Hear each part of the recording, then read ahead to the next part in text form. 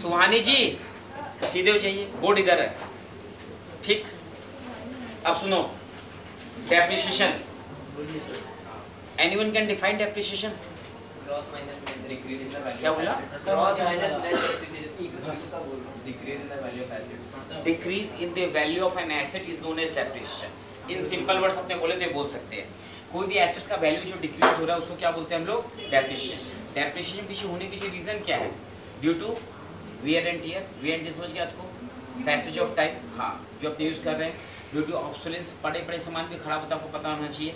आज सपोज कोई सामान नया खरीद के रख दो, एक बार यूज़ कर लो, दो बार देखो सर यूज़ मत करो, और पड़े पड़े खराब हो जाएगा, ठीक है। तो भी क्या हो गया? डेप्रिशिएट हो गया। क्या हो गया? वो हमारा डेप्रिशिएट हो गया। तो डेप्रिशिएशन वर्ड का मीनिंग समझ में आपको? डेप्रिशिएशन मतलब क्या हुआ? Decrease in the value of an asset. अब हमको बताओ, इस depreciation is a non cash expenditure और कैश एक्सपेंडिचर? नॉन कैश या कैश? नॉन कैश एक्सपेंडिचर है। क्लियर? डाउट? मैडम डेप्रिसिएशन होता है तो आपके पॉकेट से कुछ आता है?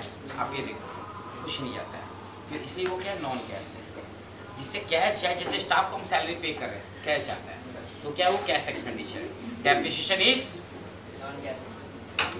नॉन कैश एक्सपेंडिचर है। कौन सा एक्सपेंडिचर है? Non cash expenditure.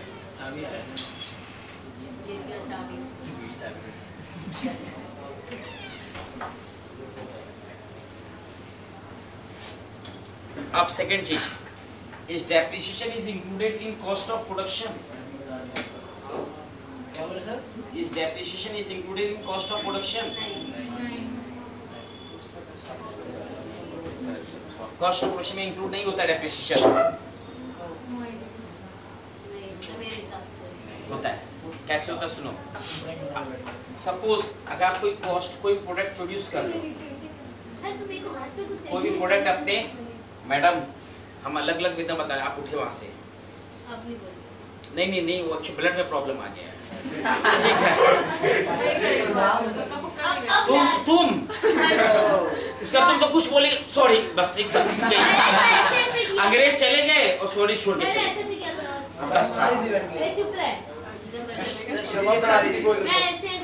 कुछ मत कर, खाली पेन उठाना लिखने के लिए और कुछ नहीं।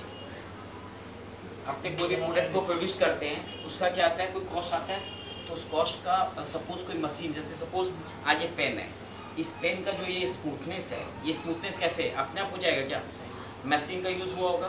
तो उस मशीन का तो कैपेसिटी होगा ना, वो 1 लाख यूनिट्स कर सकता है या 2 लाख यूनिट्स कर सकता है, ठीक है। उसके बाद वो क्या होगा? मशीन तो अपने को रिप्लेस, अपने डेप्रिसिएशन चार्ज इसीलिए करते हैं because depreciation is a cost expenditure. वो मेरा क्या? कॉस्ट, क्योंकि जब अपने कोई प्रोडक्ट का कॉस्ट निकालते हैं, सब इस पेन का अपने कॉस्ट निकाले, इस पेन का कॉस्ट अपना अराउंड सपोज पता चल रहा है 2000 आ रहा है, तो अपने इसको कितना में सेल आउट करते हैं? More than 2000। इस 2000 में क्या क्या इंक्लूड है आपको पता है? इसका रॉ मटेरियल, इसका लेबर इंक्लूड है, लेबर समझ गए? तो इस वेजेस, इसमें कुछ इनडायरेक्ट मटेरियल लग रहा है, वो भी इंक्लूड है, और इसमें अगर जो अपना मशीन जो यूज हो रहा है उसका डेप्रिसिएशन भी इसके अंदर इंक्लूड है। अगर हम डेप्रिसिएशन जो चार्ज करते हैं अपने हर साल, वो डेप्रिसिएशन चार्ज करते हैं अमाउंट को अपने क्या बिजनेस से अलग करते हैं। Every year depreciation amount is kept aside, अपने अलग करते जाते हैं।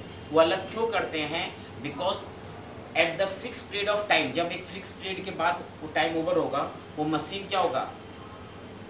फालतू हो जाएगा, एकदम पूरा डेप्रिसिएट हो जाएगा।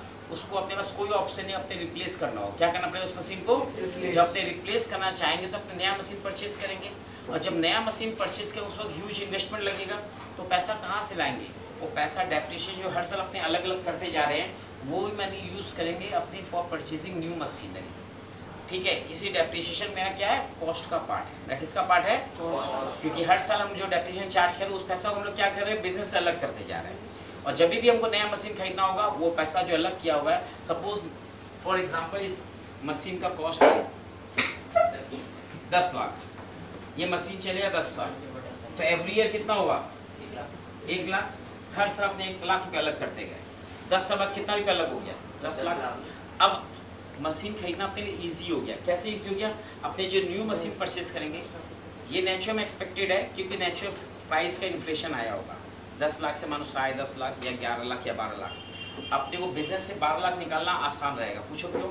10 लाख तो ऑलरेडी अलग है, सिर्फ 2 लाख रुपए तो इंक्रीज करके निकालना है।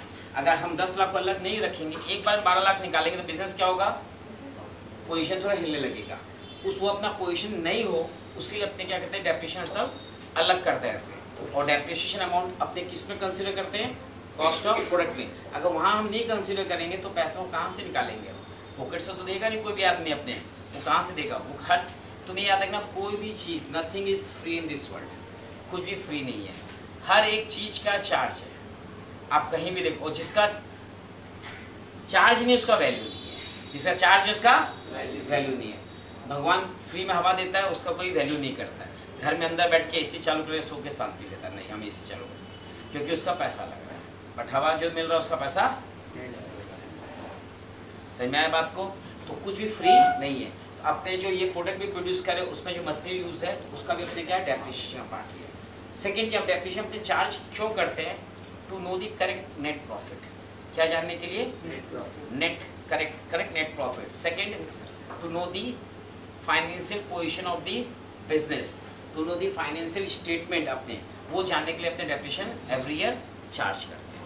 ठीक है? आप कुछ पेट में दर्द हो रहा है, कोई भी मशीन का जो वैल्यू है मतलब डेप्रिशिएट होते हो तो नेगेटिव में भी जा सकता है। नेगेटिव में जा सकता है। कैसे जा सकता है हमको बताइए? नहीं जा सकता, नहीं जा सकता, नहीं जा सकता। नहीं जा सकता ना, तो फिर उसका उसका वैल्यू जीरो कर देंगे अपने क्या कर देंगे? जीरो कर देगा अपने उसका वैल्यू। ठीक है? नेगेटिव में नहीं जा सकता। अब उनको खाली जितना उसका प्राइस है उतना ही तक डेप्रिशिएट होता है, उसके बाद उसका सीट ठीक। और कुछ आइए,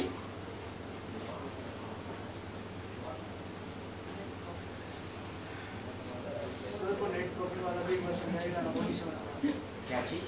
आपने नेट डेप्रिसिएशन नहीं चार्ज करेंगे तो प्रॉफिट कहाँ से पता चलेगा? डेप्रिसिएशन चार्ज करेंगे, प्रॉफिट घटेगा। प्रॉफिट अपना घटेगा तभी अब तो पता चलेगा करेक्ट प्रॉफिट मेरा कितना है ना, इसी डेप्रिसिएशन चार्ज करेंगे। और कुछ ये बात आज पता चला। आओ, straight line method, straight line method, इसी का दूसरा नाम है ओरिजिनल कॉस्ट मेथड, इसी का तीसरा नाम है फिक्स इंस्टॉलमेंट मेथड,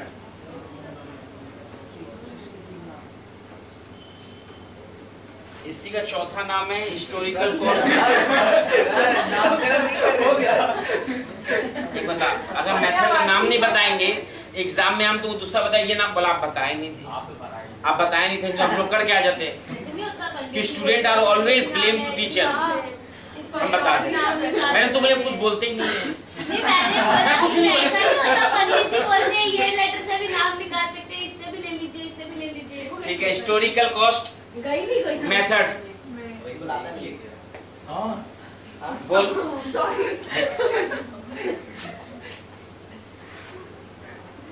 सिर्फ कॉस्ट मेथड बोले तो भी समझ लेना यही मेथड है।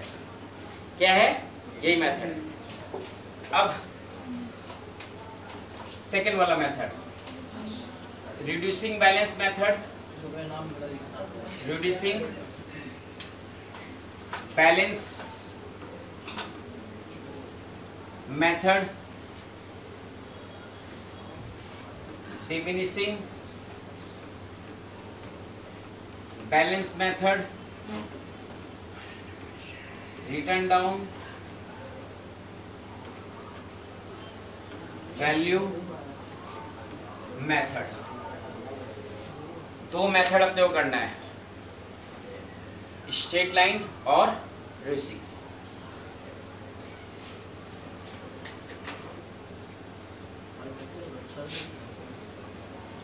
पहले हम लोग चालू कर रहे हैं straight line.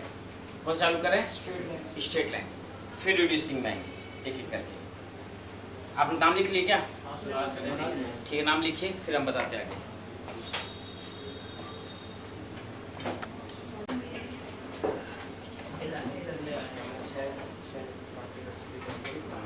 Depreciation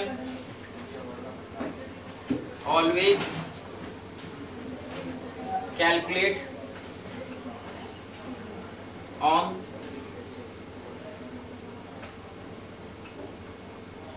original cost।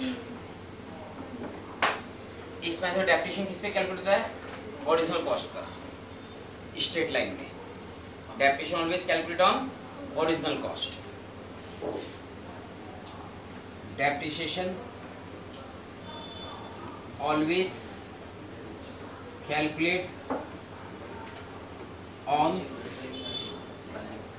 WDV value. WDV समझ क्या है? Written down value. Written down value देखिए यहाँ पे यूज किया WDV। रिटन डाउन वैल्यू जो आता है उस पर कैलकुलेट होता है। किस पे कैलकुलेट होता है? रिटन डाउन वैल्यू पर। एक एग्जांपल ले रहे हैं, ध्यान दीजिएगा और क्लियर ज्यादा हो जाए। SLM समझ गए? स्ट्रेट लाइन यहाँ यूज किए थे, याद अपने स्ट्रेट लाइन मेथड। सपोज अपने कोई एसेट्स परचेज किए 1/1/2010 को, परचेज प्राइस 10,000। 31 को डेप्रिसिएशन करेंगे। सपोज डेप्रिसिएशन का रेट है 10%। कितना रेट है? तो इस पर कितना होगा? 1000। इस पर भी कितना होगा? 1000। कोई दिक्कत? 10,000 का 10%, 10,000 का 10%। माइनस करेंगे कितना बचा? 9।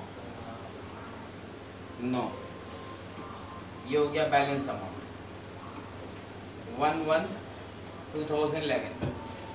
इस साल फिर डेप्रिसिएशन होगा।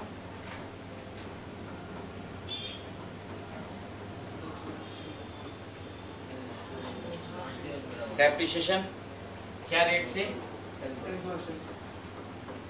स्ट्रेट लाइन है ना। Depreciation always calculate on original cost. इसमें ओरिजिनल कॉस्ट भी निकलेगा, मींस 1000। किस में निकलेगा? और इसमें रिटर्न ऑन वैल्यू कितना है? इस पर निकलेगा 10%। समय डिफरेंस मेथड में दोनों में क्या है? एंट्री वाइज डिफरेंस नहीं रहेगा, कैलकुलेटिंग वाइज डिफरेंस। किस पर डिफरेंस रहेगा? कैलकुलेशन। इसमें जो निकलेगा ओरिजिनल कॉस्ट में निकलेगा, इसमें निकलेगा डिप्रिसिएशन। इसलिए हम एग्जांपल लेके सेम दोनों चले साथ कि आपको ये दिमाग में रहेगा कौन सा कब है। ये आपका कितना हो गया? 8000। ये आपका 8000। एग्जाम में अपने सपोज पूछ ले MCQ में, इस स्ट्रेट लाइन इज लॉजिकल और WDV is more logical. WDV is more logical and scientific because reason देख लो, यहाँ पर डेप्रिसिएशन आपका हर साल 1,000 हो रहा है ना। हर साल आप 1000 रुपये चार्ज करो, 1000 चार्ज करो, भले उसका वैल्यू घटते जा रहा है, घटते अभी ये कितना अमाउंट हो रहा है? 1000। यहाँ जो घट रहा है उसी पे निकल रहा है। तो ये more scientific and logical method होगा। More scientific and logical method कौन सा? WDV। याद रखिएगा, ठीक। कुछ लिखना है आप लोग को, टेबल बना लेंगे तो आपको फायदा होगा। हाँ देखो, स्ट्रेट लाइन मेथड में डेप्रिसिएशन कैलकुलेट करने का दो वे है। दोनों में डेप्रिसिएशन फिक्स रहता है, ये ध्यान रखना। अमाउंट किस पर रहता है? फिक्स रहता है। अमाउंट ऑफ डेप्रिसिएशन तुम्हारा जो है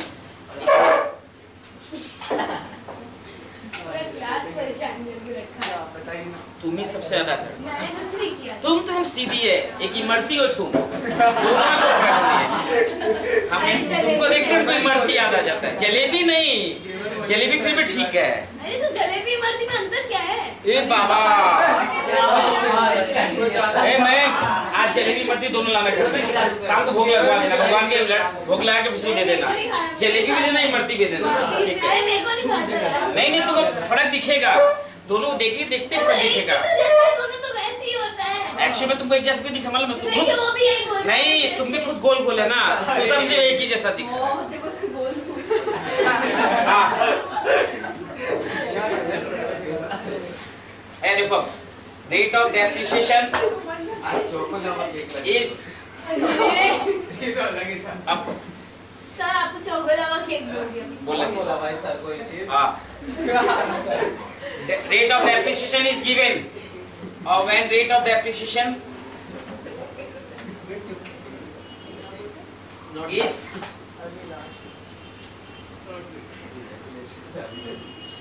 rate of depreciation दिया हो और rate of depreciation नहीं दिया हो, दो भी होता है निकालने का।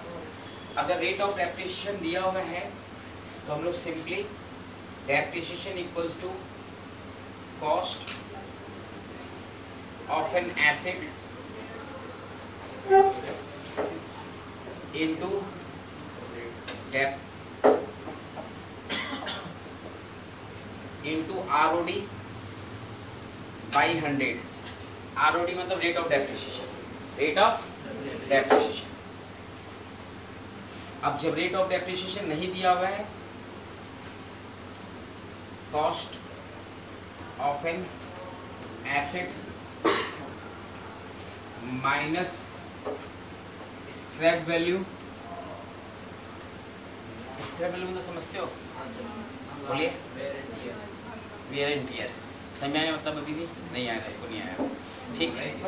एक्चुअली में सपोज जो ऐसे स्क्रैप सेल होता है, फॉर एग्जांपल अपने न्यूज़पेपर आता है, eight the end of the year Diwali के टाइम पे देखा घर से सारा कचरा निकलता है, अपने कबाड़ी वालों को बेचते हैं, वो जो वैल्यू मिलता है वो स्क्रैप वैल्यू। वो क्या है? Scrap value. सुबह पहले न्यूज़पेपर खरीदो, पर पीस में बिकेगा और कुछ देर बाद वो किलो में बिकेगा। वो किलो में क्यों बिकेगा? वो स्क्रैप के तौर पर। स्क्रैप का दो तीन वर्ड है। स्क्रैप को सैल्वेज वैल्यू बोलते हैं। क्या बोलते हैं? एक वर्ड और है जो तुम लोग की लाइफ में भी काम आता है, ब्रेकअप वैल्यू।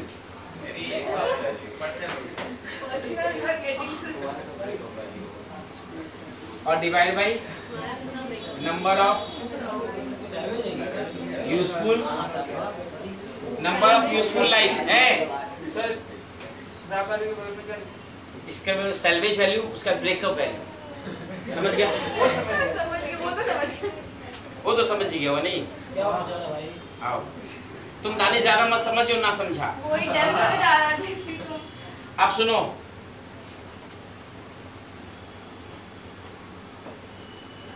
अब बात रहा कॉस्ट ऑफ एसेट्स मतलब क्या होगा? Cost of assets means purchase price of asset, purchase price of asset plus installation cost. Installation cost का एक दूसरा नाम भी आप लोगों को पता है, erection charge.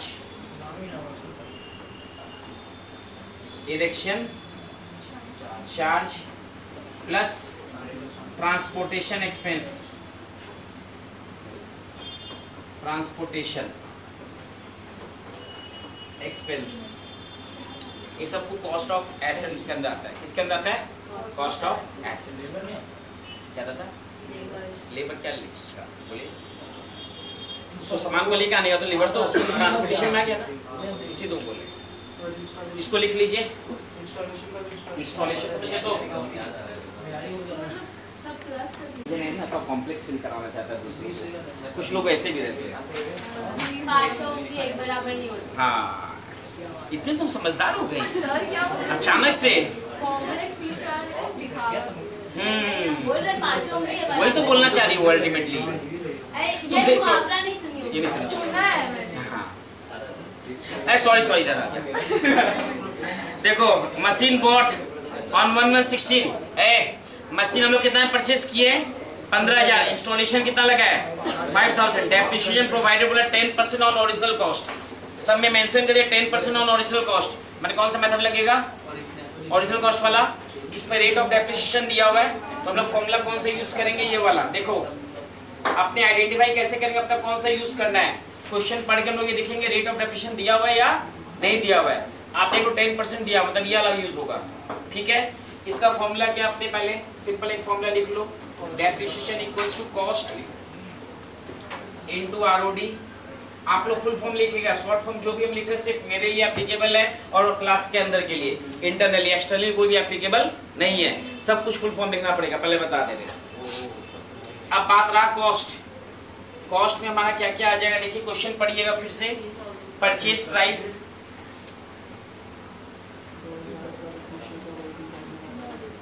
Plus installation, purchase price कितना है 15 और इंस्टॉलेशन 8 कितना हो गया 20 तो 20,000 इंटू 10 बाई 100, एक शून्य दूसरा शून्य 2,000 रुपया आ गया सबका, क्लियर है? किसी को डाउट है कुछ?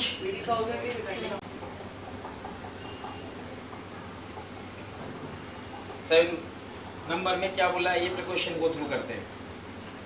1,416 firm got a machine for rupees कितना 1,40,000 और स्पेंड कितना किया 12,000 on installation and 8,000 on its carriage.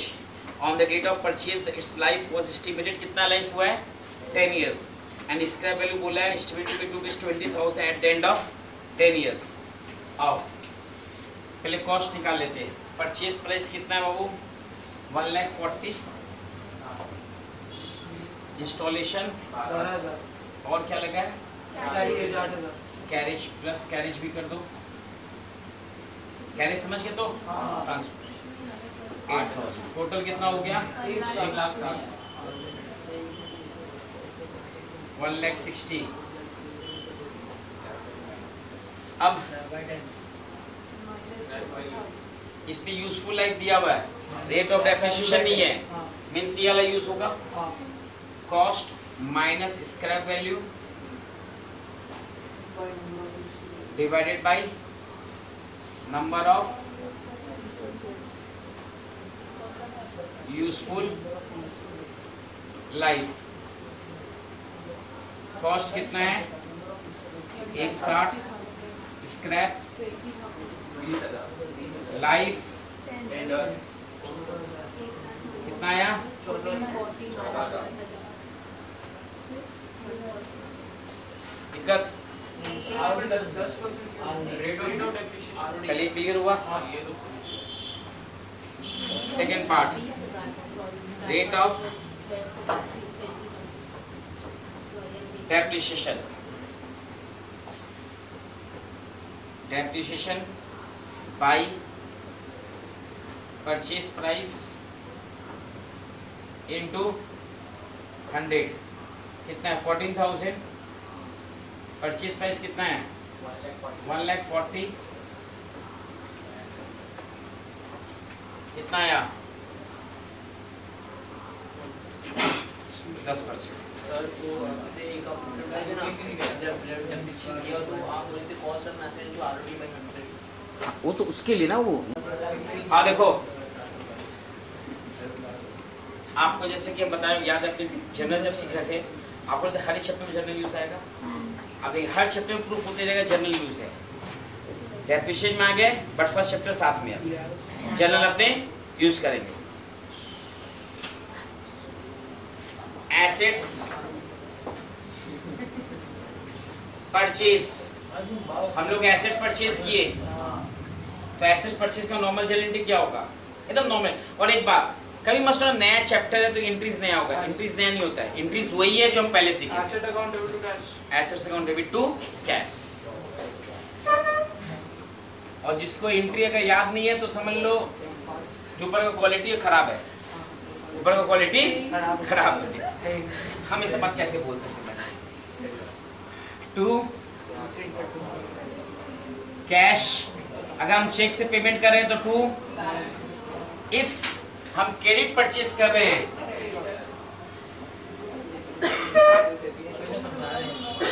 To creditors to. पूरा लिखना पड़ेगा। दादा हम तीन शब्द बोले, आप तीनों वर्ड नहीं सुने ना, ये दिक्कत है। फिर बोलता मैं संभाल लेंगे, फिर 3 वर्ड तो एक बार में संभाल नहीं पा रहा है, ठीक है। फिर सुन ले, कैश परचेस होगा तो कैश, चेक से पेमेंट करेंगे तो 2 बैंक, इफ क्रेडिट परचेस करेंगे तो 2 क्रेडिटर्स। हम लिखेंगे एक वर्ड एग्जाम में, जो डिपेंड है सम्स के ऊपर डिपेंड रहेगा। जर्नल एंट्री ये जो है वो पूरा लिखना है ना, खाली ये 2 का तो पता है 3 वाला ऑप्शन जो रहेगा। फिर कौन सा क्या पूरा लिखेंगे? ये asset account debit to cash वाला। हाँ पूरा लिखेंगे तो एंट्री तो है ना, आधा लिख है। तुम डुअल एक्सपेक्ट फॉलो करते हैं अपने अकाउंट्स में। अरे एसेट्स परचेज कर लिए, परचेज करने के बाद खाली एसेट्स रखने से तो फायदा होगा नहीं कुछ, उसको ले जाके क्या करना पड़ेगा अपने को? इंस्टॉलेशन कराना पड़ेगा मैडम। हम लोग बेचते हैं जिसका बिजनेस करते हैं उस चीज को। इंस्टॉलेशन चार्ज, अरे बस ठीक इंस्टॉलेशन चार्ज और इरेक्शन इंस्टॉलेशन जो अपने मशीन जैसे एसी अपने घर में ले आए, उसको जब तक इंस्टॉल नहीं करेंगे वो क्या है, यूजलेस है। तो अपने इंस्टॉलेशन जो चार्ज लगेगा उसका एंट्री, तो इंस्टॉलेशन चार्ज का भी same entry, assets to cash. Suppose अपना ट्रांसपोर्टेशन एक्सपेंस भी लगा है, ट्रांसपोर्टेशन एक्सपेंस उसका भी सेम एंट्री, एसेट्स परचेज किए, इंस्टॉल कर लिए, अब उसको क्या करेंगे, यूज करेंगे। तो at the end of the year हम लोग क्या करेंगे, at the end of the year हम लोग डेप्रिशिएट करेंगे। अब डेप्रिशिएशन हम लोग का पहले क्या है, कौन सा अकाउंट है बताओ, पर्सनल, रियल, नॉमिनल। नॉमिनल में इनकम है या एक्सपेंस है, लॉस है, प्रॉफिट? एक्सपेंस है मैडम, थोड़ा देर पहले बोल गए थे। डेप्रिशिएशन मैडम एक्सपेंस है, नॉट अ लॉस। लॉस वो होता है जो हम चाहते नहीं है, हो जाता है। हम कोई एसेट्स यूज कर रहे हैं, मशीन, पेन यूज कर रहे हैं, एसी यूज कर, मालूम है ना, यूज करेंगे इसका वैल्यू क्या होगा। तो मेरा ये एक्सपेंस है, मेरा ये क्या है, इसका इलेक्ट्रिसिटी बिल, इसका मेंटेनेंस, वो सब मेरा एक्सपेंस का पार्ट है। लॉस वो होता है जो हम चाहते नहीं है बट हो रहा है, वी कांट कंट्रोल, हम उसको कंट्रोल नहीं कर सकते, वो लॉस हुआ। बट एक्सपेंस अपने चाह के करते हैं। आप जाके मल्टीप्लेक्स से पिक्चर देखेंगे, मैं वो और तू अगर मैंने गए देखने, तो पिक्चर में पैसा लगेगा ना टिकट में, अब आप चाह के कर रहे हैं ना, यानी बिना चाहे अपने आप ही चल जा रहे हैं, पहुंच जा रहे हैं। तो अपने चाह रहे हैं वो खर्चा हो रहा है, वो क्या है, एक्सपेंस। और जो हम नहीं चाह रहे वो क्या हो रहा है, तो डेप्रिसिएशन। अपने कोई भी एसेट, मानो कोई सपोज बड़ा प्लांट बैठा रहा है, बड़ा पेड़ नहीं, बड़ा मशीन बैठा रहा है, तो उस मशीन को बैठा रहा है, उसका 2 करोड़ रुपया लगा, तो उसको पता है ये 2 करोड़ रुपया क्या लॉस हुई ना, और उसका एक्सपेंस, वो क्या हो रहा है, एक्सपेंस। अब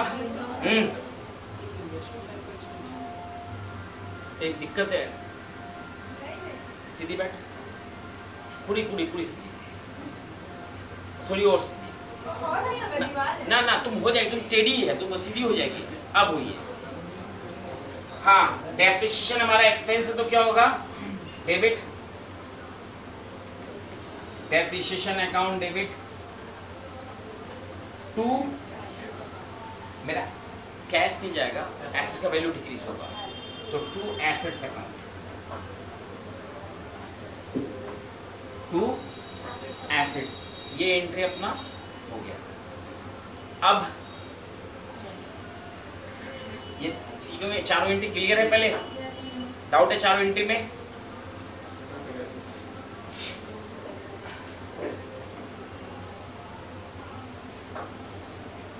हम लोग एक ट्रांसफर एंट्री करना रहता है,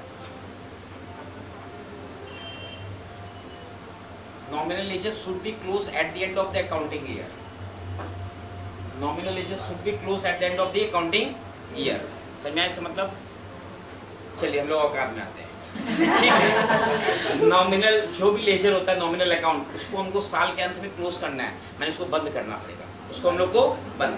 अब इसमें से नॉमिनल लेजर कौन सा है, ये तो पता चल ही रहा होगा आप लोग। नॉमिनल अकाउंट मींस लेजर कौन सा नॉमिनल अकाउंट, सिर्फ डेप्रिसिएशन है, एसेट्स रियल प्रॉपर्टी है, कैश और बैंक की प्रॉपर्टी है अपना, क्रेडिटर्स लायबिलिटी वो क्लोज हो नहीं सकता, तो नॉमिनल कौन सा है, सिर्फ डेप्रिसिएशन, ये क्लोज होगा। ये क्या होगा, और नॉमिनल लीजिए जो भी क्लोज करते हैं हम वो क्लोज करते हैं पीएल अकाउंट के थ्रू या ट्रेडिंग अकाउंट के थ्रू। किसे थ्रू क्लोज करते हैं, प्रॉफिट लॉस अकाउंट या ट्रेडिंग अकाउंट। अभी प्रॉफिट लॉस हम लोग जा नहीं सकते कि उसमें हम लोग गए नहीं है, अभी खाली आप शॉर्ट में समझिएगा। डेप्रिसिएशन प्रॉफिट लॉस अकाउंट में जाएगा, किसमें जाएगा, प्रॉफिट लॉस। तो डेप्रिसिएशन है, डेबिट है, उसको ट्रांसफर करना, उसको क्या करेंगे, क्रेडिट करेंगे। क्या करेंगे उसको, तो हम लोग का एंट्री होगा profit and loss account to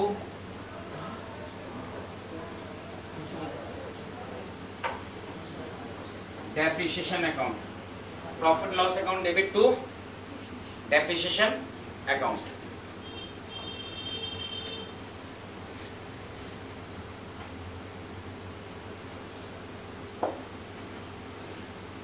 In the year of